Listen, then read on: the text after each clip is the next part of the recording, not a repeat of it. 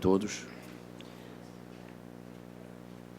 Com a presença do conselheiro Lúcio Albuquerque, conselheiro Júlio Cabral, conselheiro Raimundo Miquiles. Comigo na presidência há 4 conselheiros, ao procurador-geral. A quórum, prossigo e dou por aberta a 48ª sessão ordinária do Egresso Tribunal Pleno. Convoco em sessão os auditores para substituir os conselheiros que estão ausentes. Conselheiros Josué Filho, Júlio Pinheiro e Ari Moutinho Júnior, em viagem.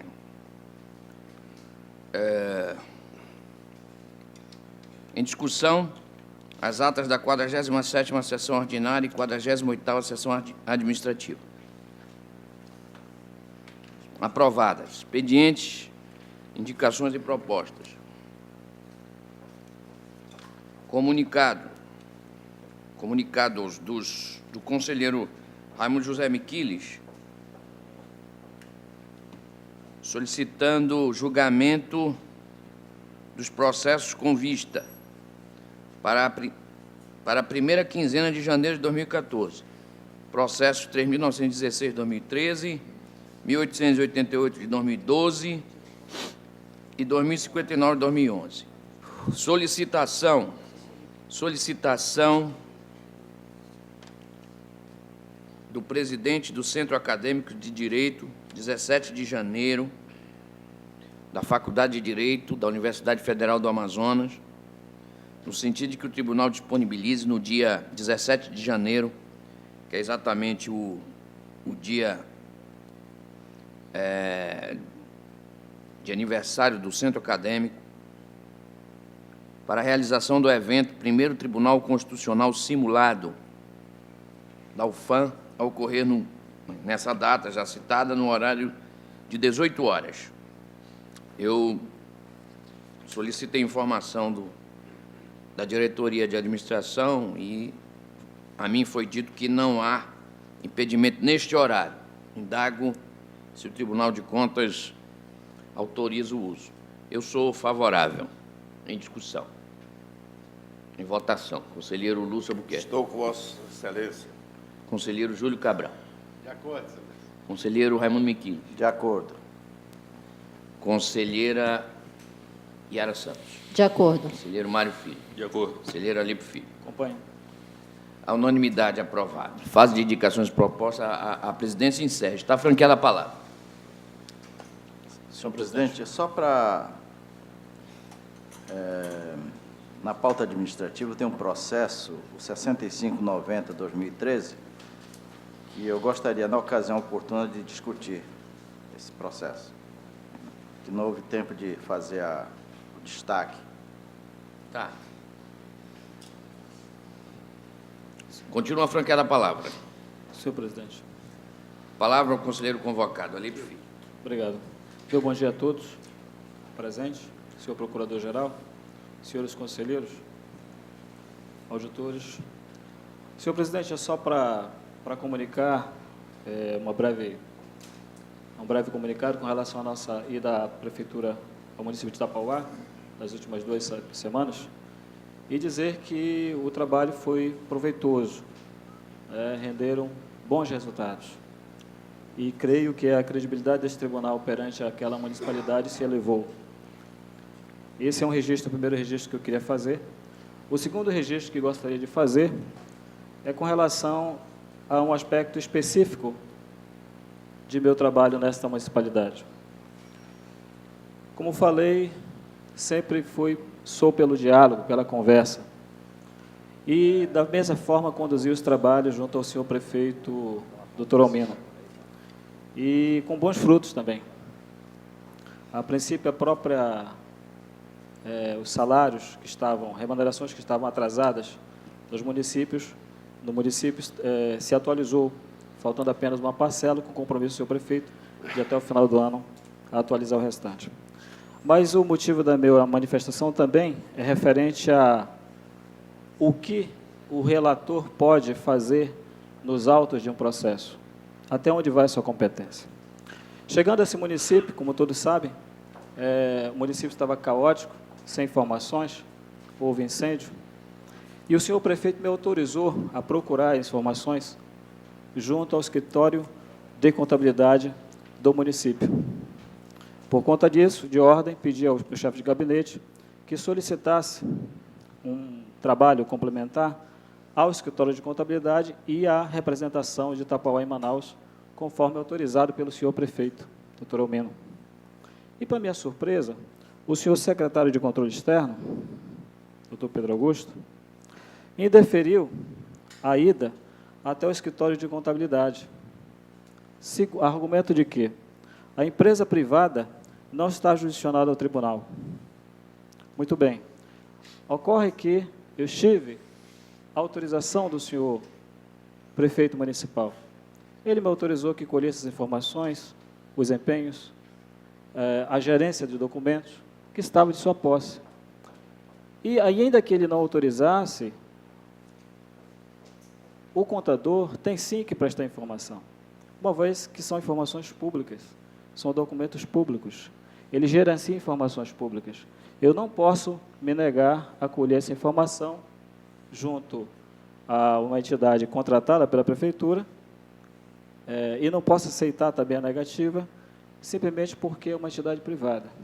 Imagine só, se prevalecer essa tese, esse entendimento, não mais buscaríamos essa informação do escritório de contabilidade. E bastaria apenas o escritório se fechar em si mesmo para servir como escudo à ação fiscalizadora desse tribunal. Mais do que isso, eu vou apenas repisar aqui o que diz a Resolução 15, de 25 de abril de 2013, que creio que o senhor secretário de Controle Externo parece desconhecer, secretário-geral de Controle Externo, que diz aqui no artigo 19, essa resolução é recente, é da sua administração, diz o seguinte: os contabilistas ou organizações contábeis que prestarem serviço ou assessoria contábil aos entes públicos municipais serão equiparados a funcionários públicos conforme o parágrafo 1º do artigo 327 do Código Penal e responsabilizados administrativa, civil e penalmente nos termos das legislações específicas e outras especiais, respeitadas as jurisdições inerentes a cada caso pelos atos que tenham de alguma forma influenciado ou sido determinantes para a transgressão da lei ou para a concretização do dano ou prejuízo horário. Parágrafo único. Além das providências administrativas adotadas pelo Tribunal de Contas e das sanções impostas pelo Conselho Regional de Contabilidade, não exclui ainda a representação ao Ministério Público Estadual, a fim de que se proceda ao ajuizamento da ação penal cabível quando da prática de ato configurador de ilícito penal. Então, foi nessa esteira que nós conduzimos nossos trabalhos. Repito, dentro de nossa competência como relator deste tribunal e buscando sempre a transparência das informações públicas.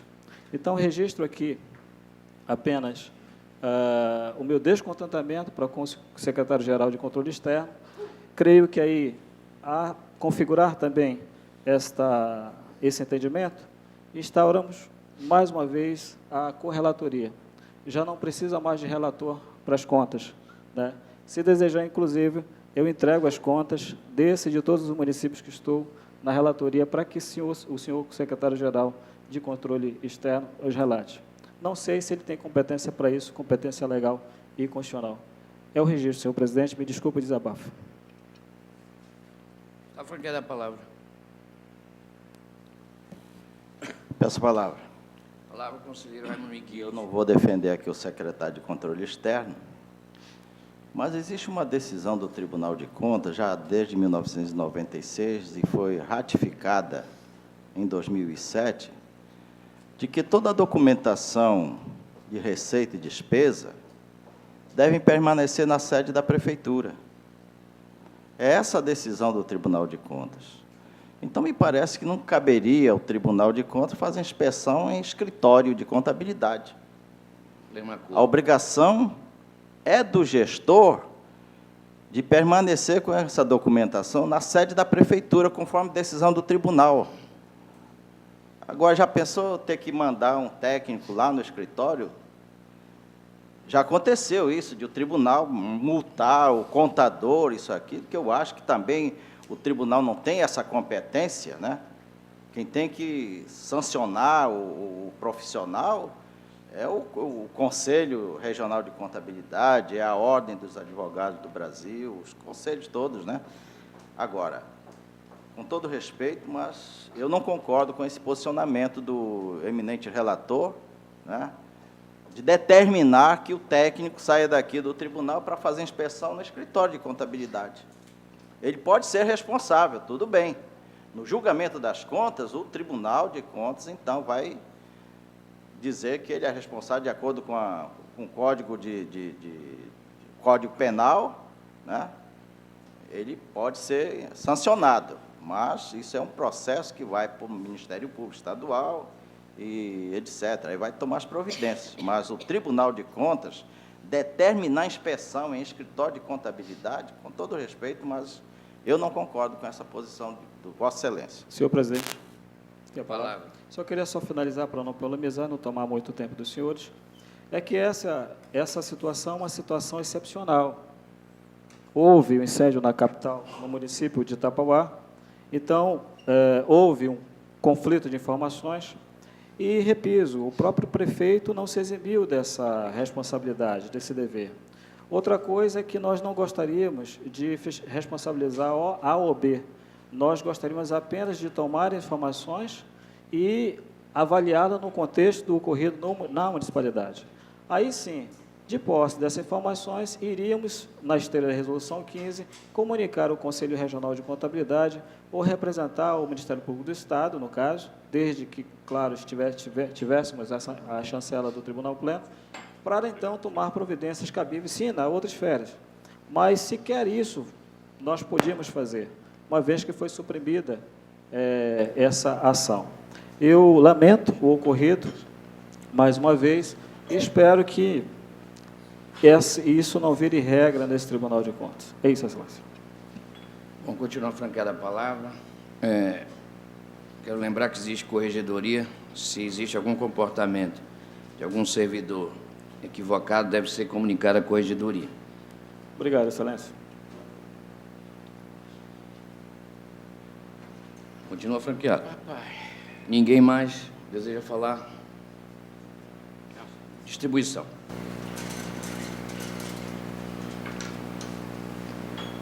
Lote 5, conselheiro Lúcio Alberto.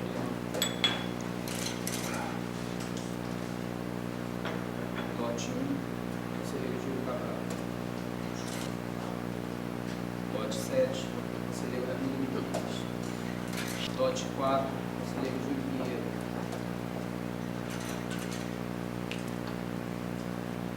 Lote 8, conselheiro Josué Filho. Ele recebe? Sim. Recebe. Bom, de qualquer maneira, Vossa Excelência herda, né? Tá certo. Lote 3, conselheiro Ari Moutinho da Costa Filho. Lote 6, conselheiro Yaranis dos Santos. Lote 2, conselheiro Mário Filho. E lote 9, conselheiro Aníquio Reis Filho. Pauta de julgamentos adiados. O primeiro processo é do conselheiro Júlio Cabral, número 1727, de 2012. Há um pedido de vista do conselheiro Lúcio Albuquerque. Vossa Excelência pediu vista. Desculpe. Ok. Pensei que já fosse a devolução, conselheiro. Desculpe. Ok. Perfeito. Processo número 10.301 de 2013. Processo do auditor Mário Filho, e houve um pedido de vista do procurador Carlos Alberto. Este está em julgamento, não é? Com a palavra, o auditor Mário Filho. Bom dia a todos. Senhor presidente, primeiramente eu peço o julgamento em conjunto deste processo e do próximo da pauta de Autorizado. julgamentos. Pedido de vista é do procurador. São assuntos correlatos. Tratam esses autos de representação formulada pelo excelentíssimo senhor procurador-geral, Dr. Carlos Alberto Souza de Almeida, em em face do descumprimento da Lei Complementar número 131 de 2009. A minha proposta de voto, após pedido de vista do procurador Carlos Alberto, procurador-geral, é no sentido de conhecer esta presente representação para, no mérito, considerá-la procedente e, entre outras combinações, a aplicação de multa de R$ 8.768,25 em face ao descumprimento da Lei 131, Lei Complementar 131 de 2009, multa esta por grave infração à norma legal, conforme o artigo 308, inciso 4 do Regimento Interno desta Corte. O meu voto é este e parece estar de acordo com a manifestação do representante do Ministério Público. O voto é pela procedência da representação e aplicação de multa aos responsáveis. Doutor Carlos Alberto, quer se manifestar? Não, Excelência, após o pedido de vista, houve uma sintonia do voto com a minha manifestação. Então está em discussão. Em votação, conselheiro Lúcio Albuquerque. Conselheiro Júlio De acordo Cabral. com o relator, Excelência. Conselheiro Raimundo Miquiles, Eu estou de acordo com o relator, sem aplicação de multa. sem a multa. Conselheiro Yara Santos. O relator. Conselheiro Mário Filho. É o relator. Conselheiro Alípio Filho. Com o relator. Então, por maioria, vencido apenas o conselheiro Raimundo Miquiles, que retirava a multa. Então, está encerrada a pauta de adiados. Vamos à pauta ordinária. Na pauta ordinária, o conselheiro Lúcio Albuquerque não tem nem destaques, nem pedidos de vista. Estão aprovados os votos. Na pauta do conselheiro Júlio Cabral, há um destaque inicialmente. Excelência, esse destaque ainda é da prestação de contas. Não tem nada a ver com embargos agora. É antigo. Pronto, então... Ok? Ok. Então, não há destaque nesse primeiro processo? Não. Tá, ok. No segundo processo, há um pedido de vista do conselheiro Raimundo Miquiles, deferido, e está retirado de pauta o processo 2925-2007. Nos demais processos, não há nem destaques, nem pedidos de vista. Estão aprovados. Pauta do conselheiro Raimundo Miquiles. Qual? Não há destaque. 29 e 25. Pauta, Excelência, um minuto, por favor. pauta do conselheiro Júlio Cabral, de novo. Esse 29 e 25, essa vista do conselheiro é antiga, olha. Conselheiro Miquiles, pode ajudar nesta informação? Vossa Excelência está pedindo vista desse processo, 2925-2007? É antigo, então nós podemos julgar. Tá certo, eu me lembro. Numa sessão antiga ele fez uma preliminar, eu acatei e agora o processo está pronto para ser julgado. Muito Exatamente, bem, excelência. então, corrigindo, o processo 2925-2007 está em julgamento, Exatamente, excelência. não há pedido de vista, Não, não há destaque. não. Não, esse pedido de vista é antigo. Ele levantou uma preliminar que foi acatada por mim e está pronto para ser julgado. Ok. Excelência. Está aprovado. Pauta do conselheiro Raimundo Miquiles. Está aprovado por não haver destaques. Pauta da conselheira convocada Yara Santos, também não há destaques. Está aprovado. Pauta da auditora Yara Santos, não há destaques nem pedido de vista, estão aprovados os votos. Pauta do conselheiro convocado Mário Filho. Tem uma solicitação de vista no último. É antigo, conselheiro, ou não? Processo 3.835/2012. É antigo? Agora. É agora? Vista ao conselheiro Miquiles. Raimundo Miquiles. Retirado de pauta. Pauta do auditor Mário Filho. Não há nem destaques, nem pedido de vista. Estão aprovados os votos. Pauta do auditor Alípio Filho. Não há pedido de vista. Aliás, tem um pedido de vista, conselheiro Raimundo Miquiles, nesse processo também. De 29 de novembro de 2013. É recente, então. Então tem que ser retirado. Então, está retirado de pauta o processo do auditor Alípio Filho. Antes de passar à sessão administrativa, eu quero voltar à fase de indicações de proposta para lembrar a Vossa Excelência, aliás, para tratar com Vossa Excelência de um assunto.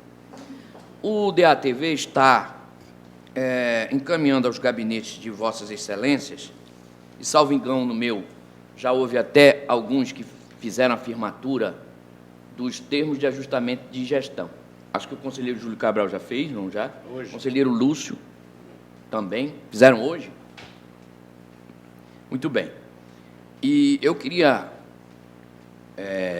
tratar com os senhores o seguinte. É porque estes processos estão sendo encaminhados aos gabinetes e, dependendo, se o conselheiro entender que é caso de firmar, já estamos prontos para firmar, o procedimento é que eles vão convocar as pessoas envolvidas para a firmatura. Bom, mas enquanto isso não acontece, é importante que esses processos todos fiquem no gabinete dos conselheiros. Algumas pessoas devem estar preocupadas com a questão da produtividade. Muito bem. Não haverá qualquer prejuízo para a produtividade se ficar o termo no gabinete do conselheiro. Só vale para os gabinetes de conselheiros e, evidentemente, auditores, relatores. Estes processos devem ser abatidos todo mês, ao apresentar aquele relatório que nós apresentamos, nós encaminhamos uma listagem dos processos que estão vinculados, de alguma forma, a um termo de ajustamento de gestão. Uma listagem, só o número do processo. E, evidentemente, ali tem 50 processos, esse número será abatido do número final para efeito de verificar a produtividade. Evidentemente que isto vai acontecer até o momento da firmatura do termo de ajustamento de gestão, que tem que ser rápido, né? Não pode ficar ali perdido ad eterno. Bom, uma vez firmado o termo de ajustamento de gestão, é o que eu pretendo fazer agora quando voltar a relatar os processos. Eu vou extrair uma cópia desse termo e vou abrir uma pasta para controle dos termos de ajustamento de gestão, que eu firmar, porque tem que haver um controle, não é? Tem que haver um acompanhamento. Muito bem. E vou encaminhar estes processos para o arquivo. Tá? Vou encaminhar estes processos para o arquivo e eu vou orientar o diretor do arquivo, o chefe do arquivo, para que ele faça esse arquivamento, aquele arquivamento provisório, não é? Não definitivo, que ele vai separar. Isso aí, a qualquer tempo, o conselheiro pode pedir o processo para retomar a instrução se verificar o descumprimento do TAG. Não é? Mas o importante é que não deve haver a devolução desses processos ao DATV, a não ser que o conselheiro, o relator, entenda que deva haver alguma reinstrução, algum ajuste. Isso é outra história. Estou falando se o relator entender que o processo está apto à firmatura do termo, que aguarde no gabinete até que o termo seja firmado e depois, então, será encaminhado ao arquivo nesses termos em que eu estou mencionando. Alguém gostaria de discutir, dar outra sugestão ou, enfim, questionar alguma coisa sobre o procedimento? Presidente, eu não Com a estou... palavra, o conselheiro Lúcio Albuquerque. Eu não estou com a resolução aqui em mão, mas a resolução não discutível, ela fala que esse controle é feito pelo da TV. Há um controle com um acordo com o gabinete, acompanhar, certo?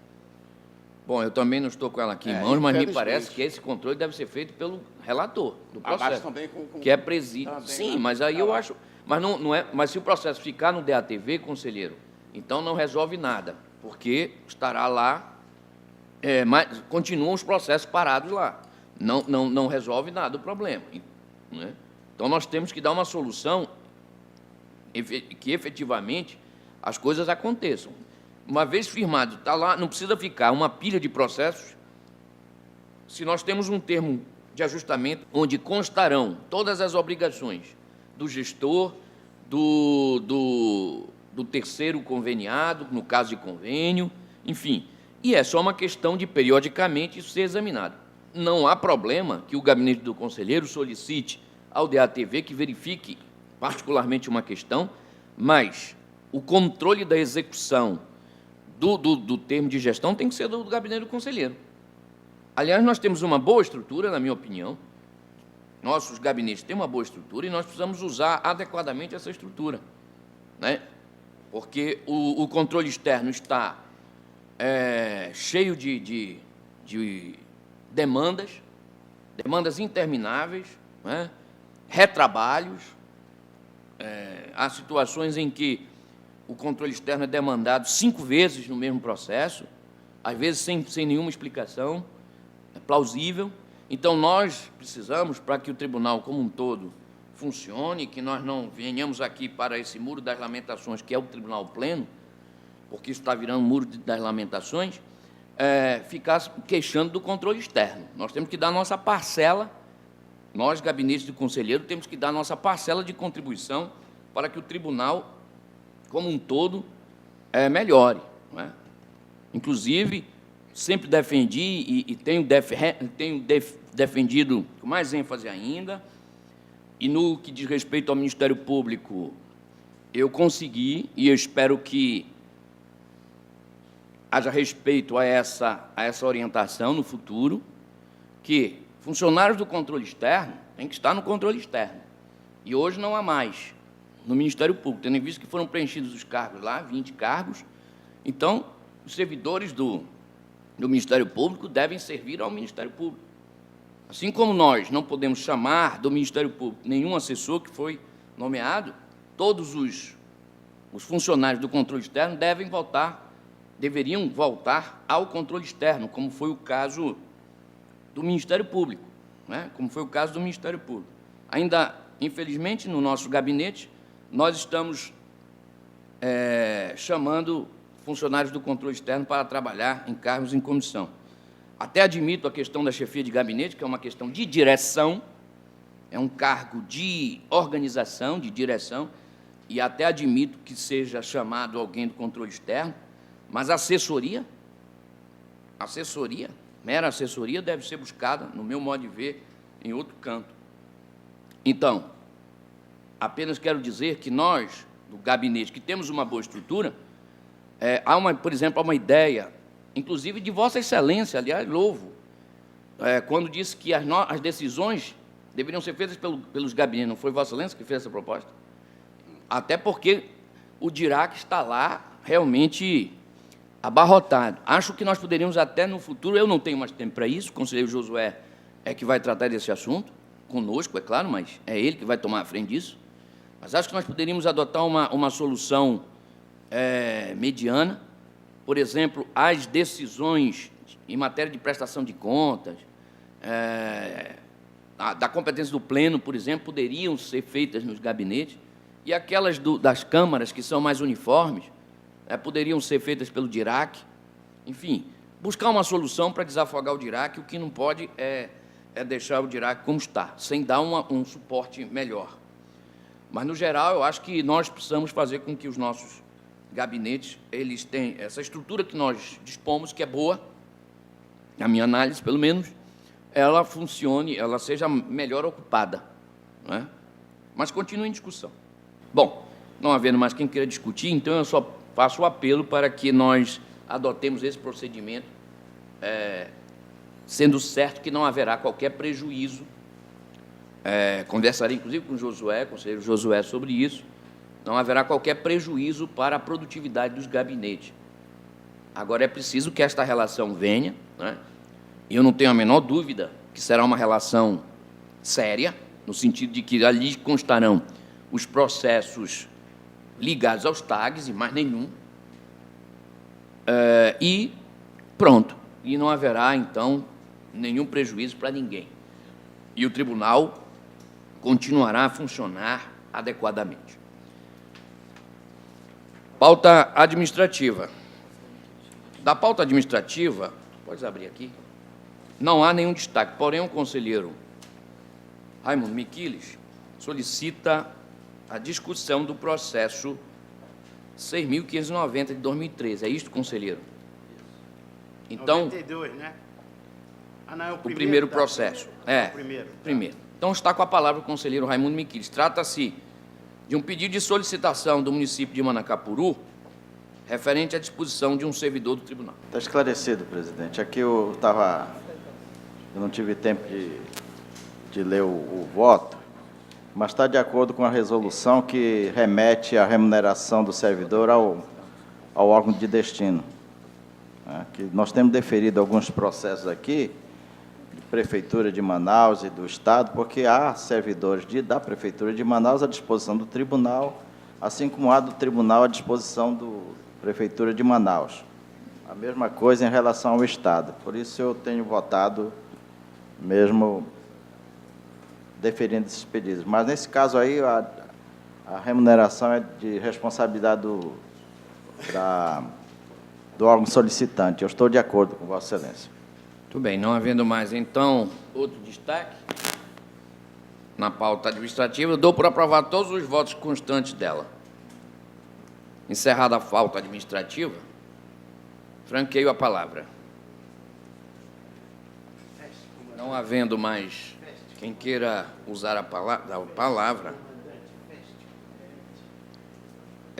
convoco a nossa próxima sessão para o dia 11 de dezembro de 2013, no mesmo horário, às 10 horas, a ser presidida pelo conselheiro Josué Filho. Eu não estarei presente. Lembrando que nós temos ainda este ano mais 2 sessões. A do dia 16, que é uma sessão extraordinária, que deve se realizar no nosso auditório, e no dia 18, que é a sessão de posse. Agradecendo a presença de todos, bom dia, está encerrada a sessão.